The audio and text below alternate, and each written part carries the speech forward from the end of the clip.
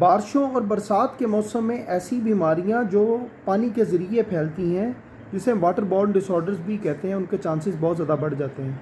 मिसाल के तौर पे टाइफाइड, कॉलरा, जिसे हम हैज़ा भी कहते हैं, उल्टियाँ, मोशन एक एक्यूट एमरजेंसी होती है। इसके साथ साथ हेपेटाइटिस ए। अगर पानी खड़ा रहता है तो फिर कुछ बीमारियां पानी के खड़े रहने के सबब से होती हैं, जिसे हम डेंगू कह लें या मलेरिया कह लें, वो बीमारियां भी फैलती हैं। तो हमें करना ये चाहिए कि अगर नहाना ही है तो अपनी छत पे जाके नहाएं, नीचे आके कपड़े चेंज कर लें। दूसरे नंबर पे ये जो हम गलियों में नहाते हैं, वो पानी गंदा खड़ा है, वो उसमें बारिश का पानी भी मिक्स है, उसमें नालियों का, गटरों का और खुदा जाने और क्या क्या शामिल है।